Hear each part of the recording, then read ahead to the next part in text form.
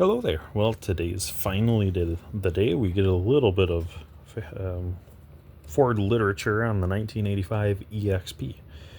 Now, these are pretty hard to come by, and this is the first time I've seen anything like this. Well, for 85 anyways. I have a similar set of literature for 83. Well, it's supposed to be 84, but most of it's actually 83. That's the weird part. Anywho, what these papers are is it's from the dealer binder. So there'd be a large binder like this at the Ford dealer in 1985 for this year, anyways. And it would include a brief overview of the car. That's what this first fold-out page is. We'll show you some more details in a little bit. And then after that, it goes over specs, options, and then things like how you should be marketing the car, what kind of buyers you should be looking for, comparable cars, things of that nature. And the binder would have stuff like this for every single car. In the year range, there was a binder for Mercury and a binder for Ford. For every year until like 1990, something like that. Somewhere around there, they kind of stopped doing this. So that's more or less the only way to get any kind of information out of 1985, because the only brochure for this was limited. It was hardly anything more than this, front, back, and 2-3 pages on the inside. Very dismal. Anywho, so this one talks about the car some, and maybe it's not on this page. I think it's on the next one. One of these pages actually talks about what they've changed from 84 to 85. And then anyone who knows anything about EXPs knows that between 84 and 85, you can count the number of differences on a Martian hand. But they talk a lot about the standard features. They make a big deal out of the stuff that they've had for the last 4 years. And they go over just a few things, show a decent photo of the car, flip it back over, and here's some of that stuff. Nothing too crazy. It's pretty neat if you have anything 84, because pretty much everything in here transfers to that directly. But here's what I was talking about. The only difference between 84 and 85 is the radio had a slight change. I think it went from dual dial to single DIN, will be this one. That, again, is part of that. They did change the transmissions. It went from the pattern of reverse 1, 2, 3, 4, 5 to 1, 2, 3, 4, 5, and then reverse down here. They had made that change for 85 across all the Escorts and EXPs. They had also changed the shift boots when they changed out these transmissions. So any car that has rubber bellows, that is the 85 on up transmission with a different shift pattern. Any car that has the two-piece boot, so one boot and a separate cast knob, that is going to be the older transmission. So that's basically the second change. They did tweak the premium sound. Again, that's part of the radio. Supposedly, there is a turbo boost gauge. Now, I've heard about this, but I have yet to see it. I've heard people mention this on their 85 models, but I have yet to see a photo of any of these. So far, all I've seen are just overboost lights. And those will vary depending on the year you're looking at. Either 84 has it on a light of the bezel surrounding the gauge cluster, or 85 does. And then whichever year has it, the other one doesn't. Upshift indicator, well, that was always in the car. It just doesn't have a light bulb to illuminate it. Single key for door and ignition locks. That's not a EXP thing. That's an Escort thing.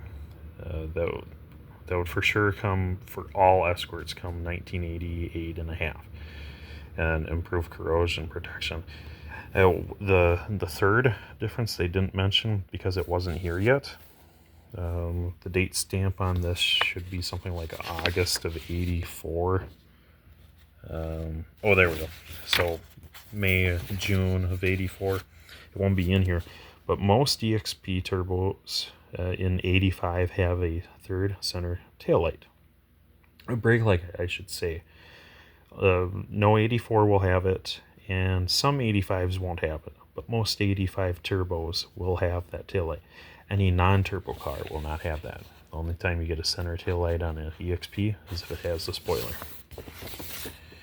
That's kind of the only third feature. Quite outstanding, though. It talks about a lot of the standard equipment, and don't let the long list here fool you. It's a very small number of features. These 84 and 85 model EXPs are just dismal is probably the right word. They're missing a lot of features that the prior years have. And as the EXPs went on and on, all they did was yank more and more out of them. You can see that here on the base model car. You no longer get defrost, you no longer get interval wipers, you no longer get a cargo cover, you no longer get covered visor mirror, so that'd be an extra door flap on your visor mirrors. You no longer get a center console, you no longer get tinted glass, right hand mirror, that was optional on all the cars. 4-way manual seat, you lose that. So all of a sudden the base EXP is no better than a base Escort. Aside from you automatically get the higher output 1.6, but that's not a huge deal. It's a difference of 10 horsepower. And then there's more options here, and it goes into pretty deep California emissions packages. That's a bunch. But what's cool is most of these have all the codes, the correct Ford terminology codes. So if you have a build sheet for your car, you find like oftentimes they're behind the dashboard, or they're under a seat, or they're inside a door card. Any of those codes in the correct boxes will correspond to one of the codes in these books, and it'll show you, okay, yeah, this is the interior I had, this is the correct transmission we had, yada yada, things like that. Here's where we get to the marketing side of things.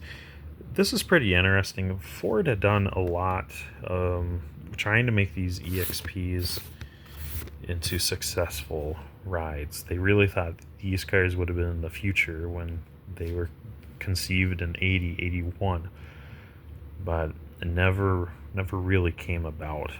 But they have some interesting stats here of what their buyers are based on previous sales records and what their polling studies have shown.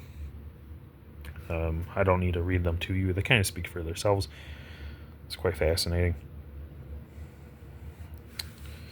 They do give a little bit of comps to this. But what's funny is anytime they're comparing an EXP, they automatically just pick the turbo model.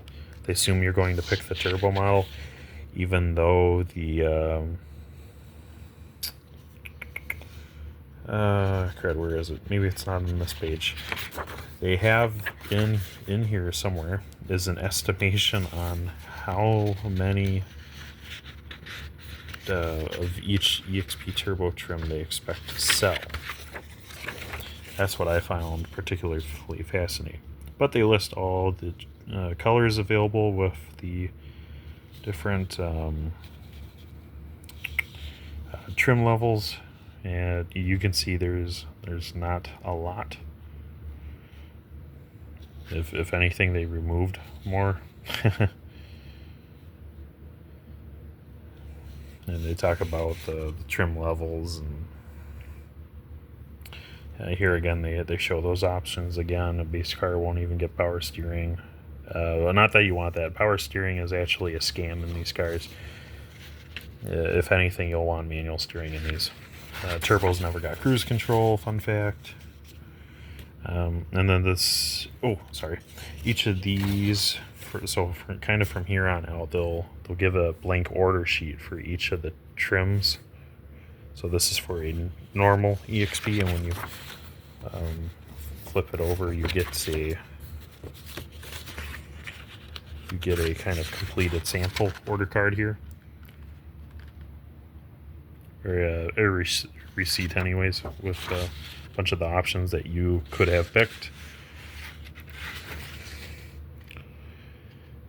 And here's the number. They are ordered in trim levels, so you go from stock car to luxury to turbo. That's what this one was.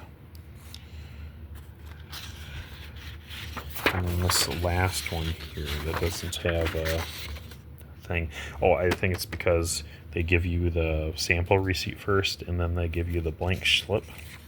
But we'll try and go back and see what their prediction was as for how many cars they expect to sell. Okay, there it is. Sorry I had skipped over it. You did get to see, but I didn't spend any time on it. This is that table.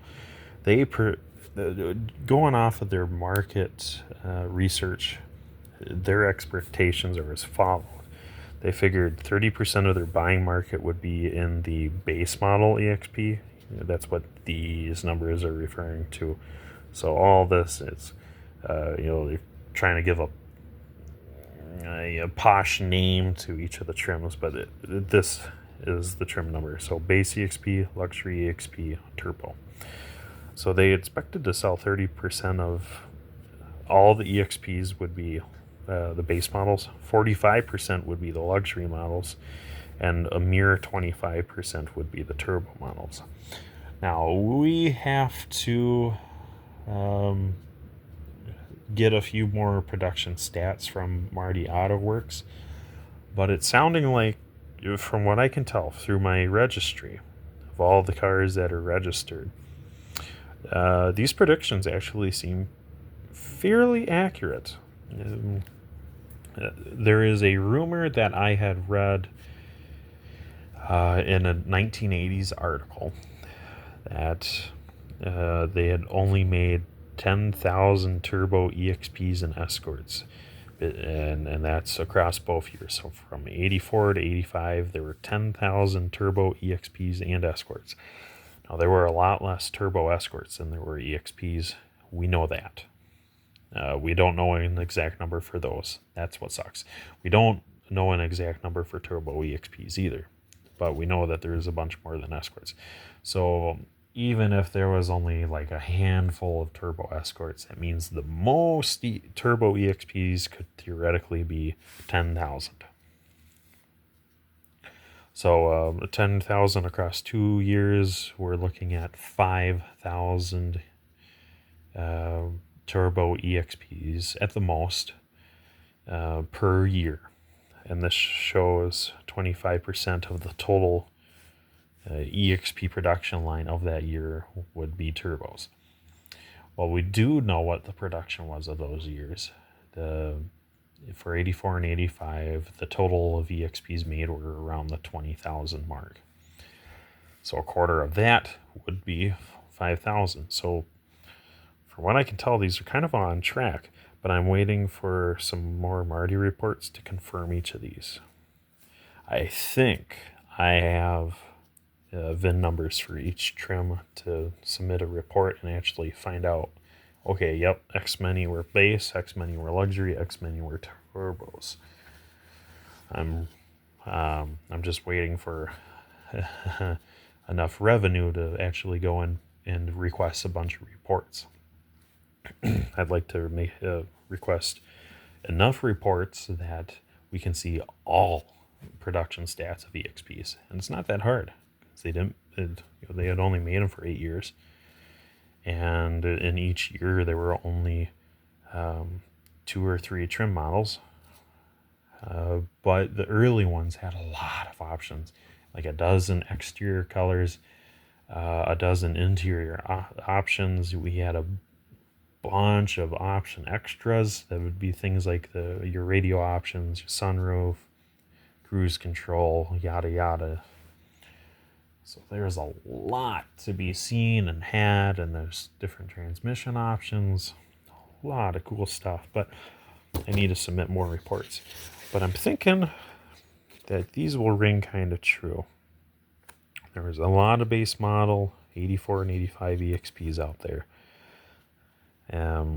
But most of the ones that are still around, like out on the road driving, are these kind of intermediate ones. And there's a bunch of 84 and 85 luxury coupes running around. And they're going to be pretty much identical to the base model, but they're going to be better option. They'll actually have the full center console. They'll have 2 mirrors. They'll have rear defrost. They could have AC. They'll have a higher trim radio. Things like that. These base model ones, I got one, maybe even 2 of them. One's in 84, one's in 85. One of them is basity base, and the other one is practically the same thing. they're as far as EXPs go, they're an embarrassment when you look at 82 and 83. But that's kind of what I wanted to show you. If I manage to get the rest of the binder, there will be a follow-up video comparing this to the rest of the EXP literature of that 85 year. And of course, as I run across more of these for each year, I will have a video up for each. I do have a video for the 84, 83, and that that I've already done, like I said.